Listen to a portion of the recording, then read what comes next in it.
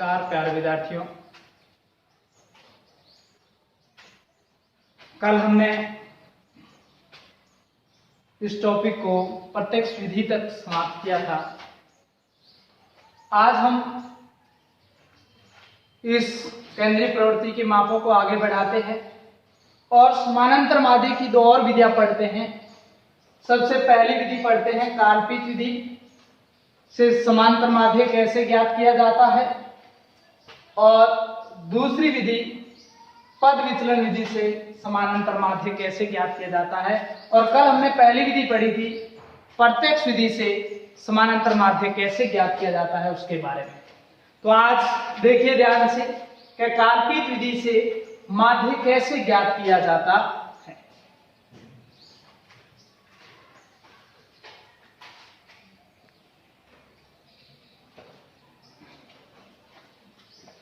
अब देखिए काल्पित विधि से माध्य, इसका सबसे पहले सूत्र याद करना है a plus sigma F T बटे सिग्मा एफ। a क्या है? a है काल्पित माध्य और d क्या है? यह है पद विचलन। देखो इसको कैसे हल करेंगे। सबसे पहले देखिए ध्यान से हम लिखेंगे काल्पित विधि से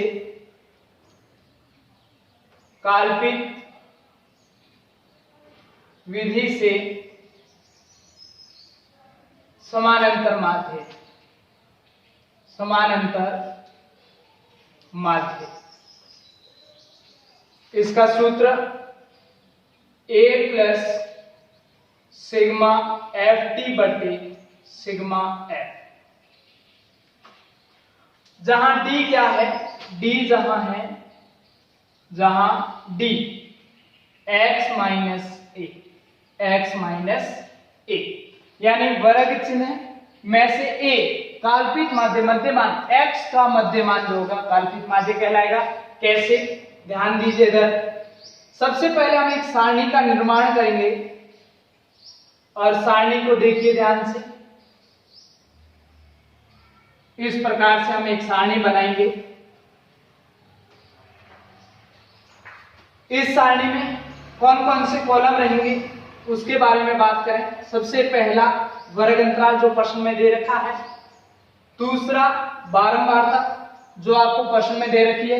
ये दो चीजें, पहले वर्ग अंतराल होगा जो प्रश्न में दिया गया है और बाद में बारंबारता होगी जो भी आपको एक प्रश्न में दे रखी है। तो वर्ग अंतराल हम सबसे पहले लिखेंगे वर्ग अंतराल, फिर बारंबारता। तीसरा मान होगा x, ये x जो है ये निकाला जाएगा तीसरा। चौथा मान क्या होगा? d का, ये चौथा मान d का। और पांचवा किसका होगा? f और d का गुणा करना है fd का। देखिए ये पांच मान हम लिखते हैं। सबसे पहला क्या होगा? वर्ग अंतराल होगा, तो पहले कॉलम में लिखेंगे वर्ग अंतराल, दूसरे कॉलम में बारंबारता होगी f, तीसरे में निकालेंगे x, चौथे में d वर्ग पद विचलन निकालेंगे d कैसे निकालेंगे? x में से a को घटा देंगे और उसके बाद f और d का गुणा करके अंतिम कॉलम में लिखेंगे। देखिए कैसे लिखते हैं कि वर्ग अंतराल जो दिया गया वो लिखते हैं 0 से 10, फिर 10 से 20, 20 से 30, 30 से 40 और 40 से 50। ये हो गया आपके वर्ग अंतराल। फिर बारंबारताएं 4, 3, 2, 4 और 3, और अंत में मैं योग भी लिख लेता हूं। ये योग। अब हम x निकालेंगे जो हमने प्रत्यक्ष विधि के अंदर x को निकाला था। वैसे ही x क्या होता है? x होता है वर्ग अंतराल के वर्ग का मध्यमान। वर्ग अंतराल के वर्ग का मध्यमान यानी 0 और 10 के बीच का मान क्या है? तो हम जानते हैं 0 और 10 के बीच का मान होता है 5, या फिर हम ये कह सकते हैं कि ऊपरी और निम्न सीमा को जोड़कर उसका आधा कर सकते हैं। और इसका मध्यमान 15, इसका मध्यमान 25, इसका मध्यमान 35, इसका मध्यमान 45। डी कैसे निकालेंगे? x में से a घटाएंगे और a सबसे पहले प्राप्त करना है।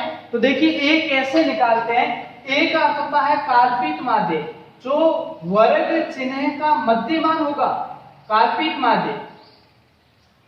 ए बराबर हम निकालते हैं कि वर्ग चिन्ह है जो x है, इसका मध्यमान क्या है। देखो यहां से ऊपर 2 रहते हैं, यहां से जैसे पहला और अंतिम छोड़ दे, दूसरा और ये छोड़ दे, तो बीच में कौन सा मान रहता है, 25 रहता है। ये a का मान आ जाएगा 25। मान लीजिए कि एक और मान होता तो हम पहला और अंत में छोड़ते, फिर ये 2 छोड़ते, फिर 2 बच जाते, तो इसमें ऊपरी मान जो होगा वो मध्य मान कहलाएगा, काल्पित माध्य कहलाएगा। और काल्पित माध्य हमने a निकाल दिया 25। अब d निकालते हैं, जो पद विचलन है। अब d विचलन कैसे निकालेंगे कि हम क्या करेंगे, x में से a को घटाएंगे। x कितना है 5 और a कितना है 25, तो 5 में से 25 गया, शेष क्या बचेगा, 5 में 25 गए तो बचेगा -20। 5 में से 25 गया, देखिए ध्यान से, 5 है उसमें से मैं 25 घटा दूं तो शेष क्या बचेगा, -20 बचेगा। तो ये d जो है वो -20 हो गया। अब देखिए 15 में से 25 गया, 15 में से 25 गया, शेष क्या बचेगा, 15 में से 25 गया, शेष बचेगा आपके -10।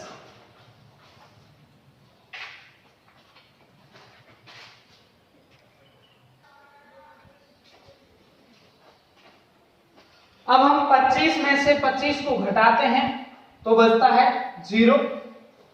35 में से 25 को घटाते हैं, 35 में से 25 को घटाते हैं तो शेष बचता है 10। 45 में से 25 को घटाते हैं तो शेष बचता है 20। ये हो गया आपके d का मान। और अब हम निकालेंगे fd का मान। तो fd का मान, f का कॉलम ये है, d का कॉलम ये रहा, तो f और d दोनों का गुणा करके अंतिम कॉलम में लिखेंगे। 4 का गुणा -20 से तो क्या हो जाएगा -80। 3 का गुणा -10 से तो हो जाएगा -30। 2 का गुणा 0 से करेंगे 0। 4 का गुणा 10 से करेंगे 40 और 20 का गुणा 3 से करेंगे, 20 का गुणा 3 से करेंगे तो हो जाएगा 60। अब एक तो इनका योग देखो, योग किस किस का पूछ रहा है सूत्र में, देखो fd का योग करना है, सिग्मा fd यानी fd का योग करना है, और f यानी बारंबारता का योग करना है। तो इसका योग करेंगे, उसे लिखेंगे सिग्मा f। और सिग्मा f कितना हो गया, 4 3 7, 7 2 9, 4 13 और 3 16, ये पहले हमने निकाला है। और दूसरा हमें fd का योग करना है, ये सिग्मा fd, इसका योग करते हैं। तो देखो -80 और -30 जोड़ेंगे तो माइनस के हो जाएगा 110, और 40 और 60 जोड़ेंगे तो प्लस के हो जाएंगे 100। -110 में से प्लस के 100 गए, शेष बचेगा -10। तो सिग्मा fd यानी fd का योग जो है वो आ गया -10। अब देखिए सूत्र में जब हम मान लिखते हैं तो इसका माध्य प्राप्त हो जाएगा। अब देखो सूत्र में हम मान लिख लेते हैं, क्या होगा कि a, सूत्र में a है काल्पनिक माध्य जो हमने निकाला है, सबसे पहले लिख लेंगे 25 plus sigma fd। Sigma fd कितना आया, सिग्मा fd जो है वो हमने अभी प्राप्त किया था -10, और बट्टे में सिग्मा f, और सिग्मा f का मान आ गया 16। अब देखिए भाग देते हैं 25, अब प्लस का प्लस रहने देते हैं, प्लस माइनस का भाग माइनस, 16 का भाग 10 में नहीं जा रहा इसलिए लगा दिया दशमलव, दशमलव लगाया 0 दशमलव, तो 100 बन गए। 100 के अंदर 16 का भाग दिया तो गया आपके 16 का भाग 100 में गया 6 बार, 16 छक्के 96, पीछे बचेगा 4, 40 में आपके भाग जाएगा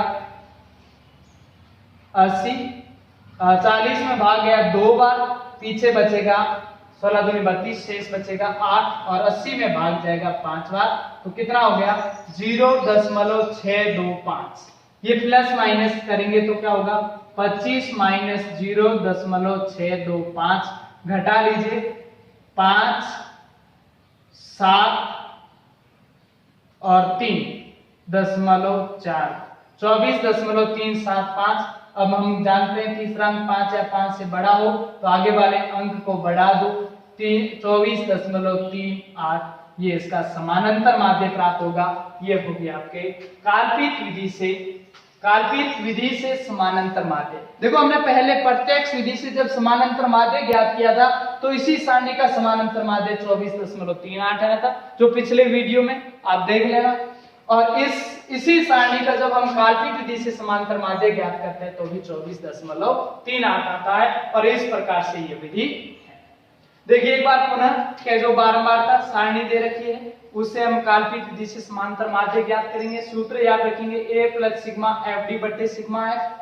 अब एक और सारणी बनाएंगे, वर्ग अंतराल सबसे पहला जो दिया गया है प्रश्न के अंदर, दूसरी बारंबारता, तीसरा कॉलम x का जो वर्ग चिन्ह प्रत्यक्ष विधि के अंदर बनाया था। अब एक तो हमें यहाँ d चाहिए तो d ज्ञात कर लेंगे और फिर fd चाहिए तो fd ज्ञात कर लेंगे। वर्ग अंतराल और बारंबारता जैसे दी गई वैसे निकालेंगे। x वर्ग का मध्यमान निकालेंगे, फिर d x में से a घटा देंगे। a होता है काल्पित माध्य, जो x का मध्यमान होगा, x के बीच का मान जो 25 आया है वो होगा a 25। और फिर d कैसे ज्ञात करेंगे, x में से a घटाएंगे, यानी x कितना 5, 5 में से 25 गया माइनस के 20, 15 में से 25 गया माइनस के 10, 25 में 25 गया 0, 35 में 25 गया 10, 45 में 25 गया 20। और फिर ये f और d का गुणा करके यहाँ लिखे इन कॉलम में। फिर fd का योग किया माइनस के 10 और f का योग किया 16। सूत्र में मान लिखा, a का मान 25 प्लस सिग्मा fd का मान माइनस के 10 और सिग्मा f का मान 16। फिर 25 प्लस माइनस 0 इसमें भाग दिया तो 0.625 आया। अब 25 में से इसको घटाया तो 24.375 और तीसरा अंक 5 है, 5 से बड़ा हो तो आगे वाले अंक को बढ़ा दिया। इस प्रकार से कल्पित विधि से समानांतर माध्य ज्ञात किया।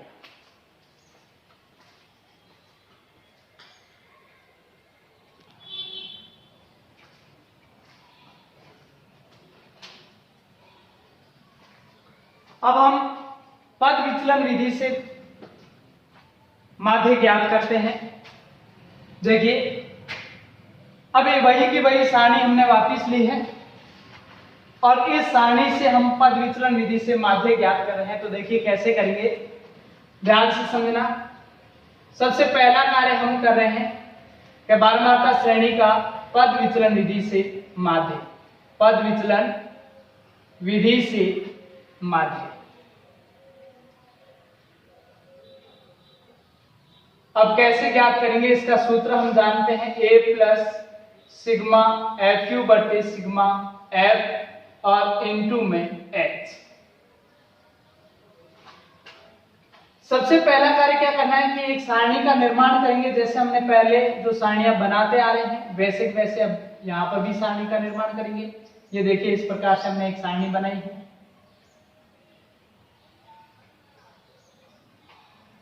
इस प्रकार से एक सारणी जिसमें पहला मान तो हम जानते हैं वर्ग अंतराल का, दूसरा बारंबारता का, तीसरा क्या होगा वही का वही वर्ग चिन्ह x का मान, चौथा यहां पर क्या चाहिए, यहां पर हमें चाहिए u और उसके बाद चाहिए fu, दो मान है।